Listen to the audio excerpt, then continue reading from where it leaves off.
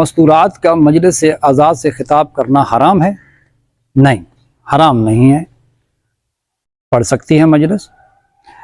آیت اللہ سستانی صاحب فرماتے ہیں کہ وہ مستورات کہ جو مجلس سے اعضاء سے مخاطب ہوتی ہیں، مجلس سے اعضاء پڑھتی ہیں، خطابت کرتی ہیں، اگر وہ ایسے امام بارگاہ میں یا ایسے گھر میں مجلس پڑھ رہی ہیں کہ جو روڈ کے بالکل قریب ہے اور اس کی آواز اتنی باریک ہے اور خوبصورت ہے کہ وہ نامحرم تک پہنچ رہی ہے اور وہ اس کے لیے کشش کا ذریعہ بن رہی ہے اس مرد کے لیے، تو فرمایا پھر اس کا مجلس پڑھنا جو ہے وہ شرعاً جائز نہیں ہے۔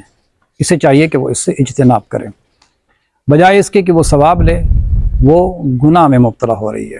لیکن اگر ایسی کوئی صورت نہیں ہے کہ روڈ سے گھر دور ہے یا امام بارگاہ دور ہے اور کسی نامحرم تک اس کی آواز نہیں پہنچ رہی، تو پھر وہ پڑھ سکتی ہے، کوئی ممانعت نہیں ہے۔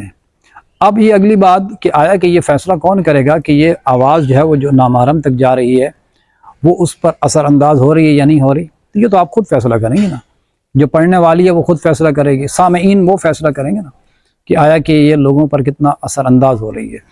تو اس لیے کوشش یہ کریں کہ آپ کی آواز کسی نامحرم تک نہ پہنچے۔ وہ مستورات کہ جو لاؤڈ اسپیکر کا استعمال کرتی ہیں، قطعاً ایسا کام نہ کریں کہ آپ کی آوازیں جو ہے وہ دور تک جائیں اور لوگوں تک یہ آوازیں پہنچیں۔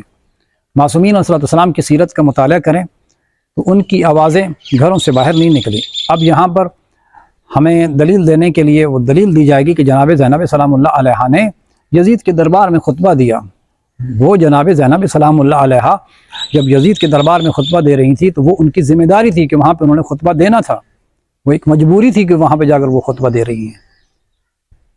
یہاں پہ آپ کی کوئی مجبوری نہیں ہے، وہاں پہ دین کی حفاظت تھی، وہاں پہ وہ پیغام پہنچانا تھا۔ کیوں؟ کیونکہ امام حسین کو باغی کہا جا رہا تھا، اس لیے ہمیں اپنے آپ کو وہاں پہ جا کر ملانا نہیں چاہیے۔ خیر، مستورات کو چاہیے کہ وہ تھوڑا سا احتیاط کریں۔ اس کے علاوہ وہ بھی مستورات کے جو بالخصوص ماتمداری کرتی ہیں، آپ ماتمداری کریں۔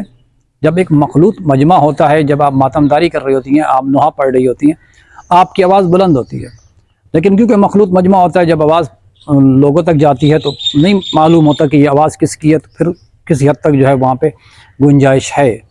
لیکن پھر بھی دین شریعت کہتی ہے کہ آپ کی آواز کسی نامحرم تک نہ پہنچے۔ یا بعض مستورات ایسی ہوتی ہیں کہ جن کی آواز مخصوص ہوتی ہے، وہ مخلوط مجمع کے اندر بھی ان کی آوازیں اس طریقے سے باہر نکل رہی ہوتی ہیں کہ شخص کو پتہ چل جاتا ہے کہ یہ فلاں عورت ہے، یہ فلاں مستور ہے۔ تو اسے چاہیے کہ وہ اس سے اجتناب کرے، ایسا نہ ہو کہ گناہ کی مرتکب ہو، بجائے یہ کہ وہ یہ سمجھتی رہے کہ میں ثواب کما رہی ہوں۔ وہ ثواب نہیں، وہ اس کے لیے وبال جان بن جائے گا، اس کے لیے گناہ ہوگا۔ اس لیے اسے چاہیے کہ وہ اپنی آوازوں کو بلند نہ کریں۔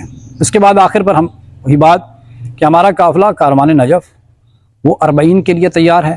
آئیں اپنے پاسپورٹ جمع کروائیں ہمارے پاس۔ جتنے جلدی آپ اپنے پاسپورٹ جمع کروائیں گے، ہم ویزے کے لیے اپلائی کریں گے تاکہ ہم مقررہ وقت پر جو ہے وہ 40 پر پہنچ سکیں۔ اور وہ مستورات یا وہ بچے جو قرآن مجید کی تعلیم حاصل کرنا چاہتے ہیں یا چاہتی ہیں، درس تفسیر ہے، نہج البلاغہ ہے، احکام ہے و دیگر کتب ہم آپ کو پڑھائیں گے۔ مناسب ہدیہ وہ آپ سے لیا جائے گا۔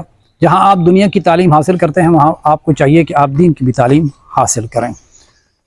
اس کے بعد وہ مستورات کہ جو حجاب کرتی ہیں، ہمارے پاس ایرانی چادر موجود ہے، آئیں ہم سے رابطہ کریں، کامنٹس باکس کے ذریعے ہم سے رابطہ کریں۔ ہم آپ کو اپنا نمبر دیں گے، ساری ڈیٹیل جو ہے اس کے اوپر شیئر کر دی جائے گی۔ آپ کو جو آپ کا سائز ہوگا اس کے مطابق جو ہے وہ چادر بنا کے دے دی جائے گی۔ والسلام ورحمۃ اللہ وبرکاتہ۔